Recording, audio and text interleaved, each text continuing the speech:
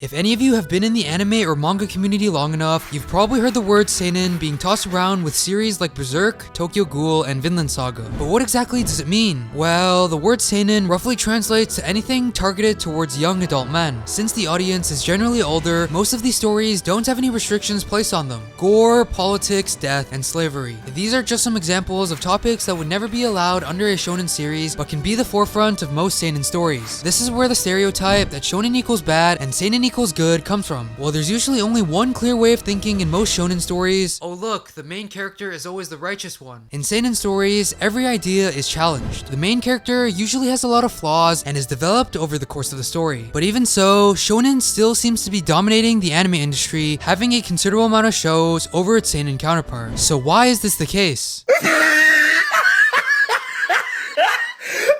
at the top of his head.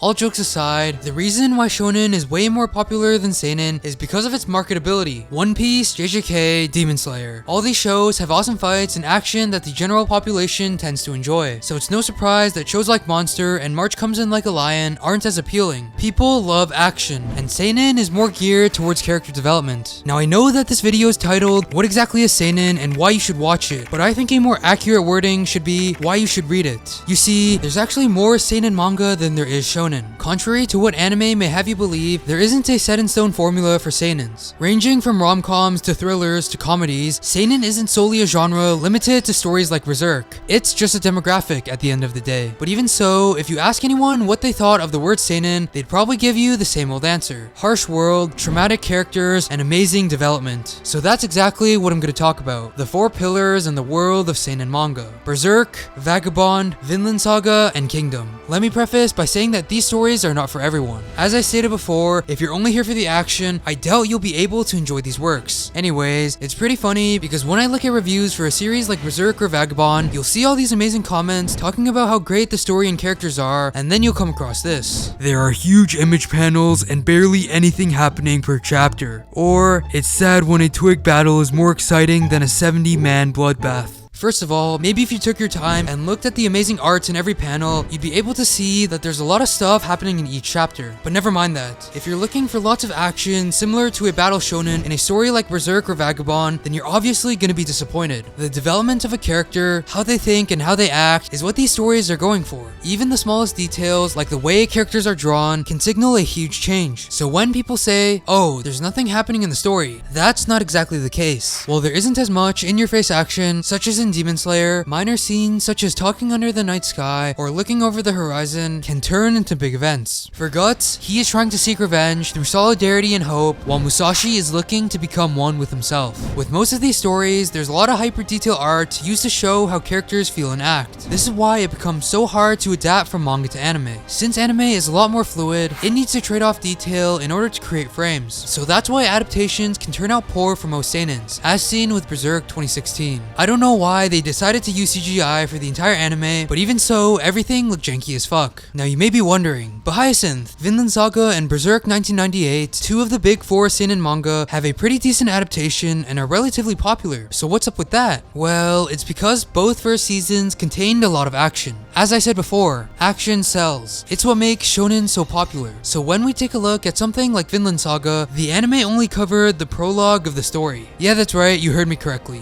They only covered the prologue. The story of Vinland Saga hasn't even begun. You see, Vinland Saga Season 1 contained a shit ton of fighting and action. It laid the groundwork for Thorfinn and Knut's character, along with building this harsh world set in the Viking Age. But that's not what Vinland Saga is about. The core of Vinland Saga and most seinens lie within the character and their development throughout the story, and that part only comes later. Showcased in the next arc, Farmland, there's barely any action. There's no fighting, merely Thorfinn growing as an individual. So I was surprised as hell when they announced that Witch Studios was going to make Vinland Saga Season 2. From reading the community's reception to Season 1, they love the action sequences and fight scenes, so I'm really questioning how anime-onlys are going to find Season 2 since it doesn't contain any of that, only development. However, in my opinion, the next arc is peak seinen writing and what makes makes Vinland great, which is why I enjoyed it way more than the first arc. If I were to compare this to anything else, it's like those people who complained about the Kimura Ant arc in Hunter x Hunter for being boring and overrated as fuck.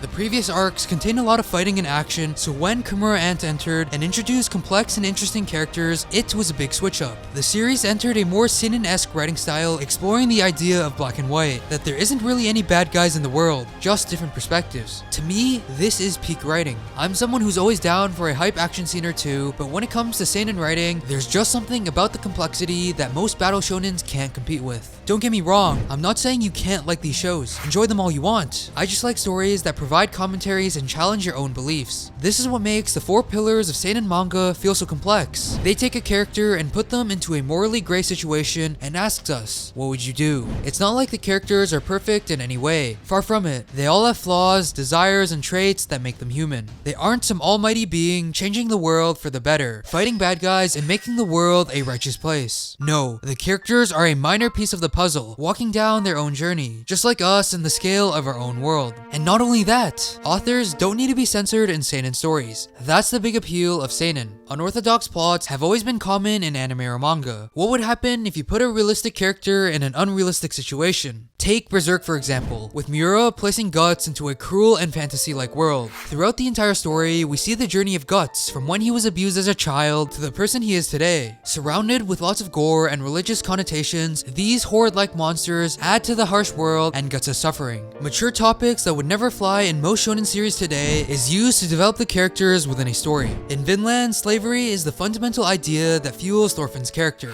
In Berserk, the experience of loss and death is the forefront of Guts' hope. In Vagabond, immortality is the idea that pushes Musashi forward, and in Oyasumi Punpun, childhood trauma is the sole focus of Punpun's character. So when I say that seinen stories have a more quote-unquote complex way of writing, I'm stating that there's more than one way to look at a certain situation than through the lens of the MC. However, that's not to say that shonens are terrible and that seinens are to be hailed as the best things to have ever graced planet Earth. It's funny, because when I was scrolling through Twitter the other day, I came across this meme where it's like, that 14-year-old who read his first seinen. And it's like, I like shonen stories before I read my first seinen manga. Or, Berserk is the best because it's so mature. I got a good chuckle looking at that meme because seinen usually has a reputation of giving off this sort of elitist vibes. So what's my take on quote-unquote elitists? Well, I just think that stupid people are the ones that speak the loudest. Most people in the anime and manga community are just your average Joes enjoying whatever story they find interesting. But when that one 12-year-old goes on a spree and starts hailing everything as objectively the best and that you have to like what they like, then people are like, what the fuck is this kid on? It's very similar to when shows get popular. Attack on Titan had an awesome fan base during season 1 and 2 and was a really friendly community. But when AOT had a massive surge of popularity in season 3 and 4, you got all the brain dead people coming into the community and spouting more nonsense than any sane human can comprehend. Stupid people will always speak the loudest, and I still think that most of the AOT community are good people. But holy fuck, to the people who sent death threats and flamed MAPPA animators for season 4 of AOT, you should be banned from the internet. What was I talking about again? Ah, yes, elitists. Seinen has a reputation of being quote-unquote elitist, but that really shouldn't apply for most people. Hell, a lot of shonen fans hail Demon Slayer as the best anime to ever exist in the history of mankind, and if you don't like it, you just don't understand. Man, if you like a series, then you like it. What more is there to ask? Anyways, I always found it funny whenever I heard someone say that stories like Berserk are good because there's death in it. And whenever I hear this, I'm just like, as I stated before, in most of the popular seinens, harsh scenes are implemented in order to create character development. In Berserk, the Golden Age arc served as the backbone of Guts' character. The scenes in the story are what makes the characters, and so death is seen as something that changes Guts. If we just had the Hawks dying randomly, with Guts staying the same person as he always was, then the deaths would be seen as useless. So no, Berserk isn't good solely based off the deaths and mature themes. It's good because the story utilizes these mature themes to create complexities within characters like Guts, Thorfinn, and Musashi. Similar to how shonens use the trope of trying your best to create characters like Luffy and Tanjiro, they all build toward the characters. Now you may be wondering, Hyacinth, out of all the seinens you listed in the video, which one is your favorite? Personally, if I were to pick one of the stories out of the big four, it would have to be Vagabond. I know, shocker, right? The guy with the Vagabond profile picture picked Vagabond as his favorite seinen. To me, Vagabond is the creme de la crop of mangas. It took the medium of manga to a level I thought was impossible. The art is amazing, the characters are awesome, and I find the journey of Musashi to be one of the most captivating stories of all time. I literally made a 20-minute video only talking about a side character in the story, so there's definitely a lot to talk about for Vagabond. Now I know a lot of you might disagree with me, but if you haven't read it, I definitely suggest you to give it a shot. Takehiko Inoue is an amazing mangaka. That being said, I want to end this video by giving my condolences to Miura. As you all know, Kentaro Miura, the author of Berserk, died a couple months ago. Rest in peace, Miura. Thanks for creating one of the best stories ever written, and I'm sure that Berserk has affected and been a big part of many people's lives around the world. I know it definitely has for me. Hey guys, I didn't want this video to go on too long, and I still have some stuff I want to talk about for Seinen, so I might upload another video talking about it in the near future. There's so much content I have planned with series like Berserk and Vagabond, and if you haven't seen either of them or any series mentioned in the video, I definitely suggest you to check it out. As always, since these videos take a long time to make, I would appreciate it if you could subscribe. Thanks for watching the video, and as always, this has been Hyacinth. Peace.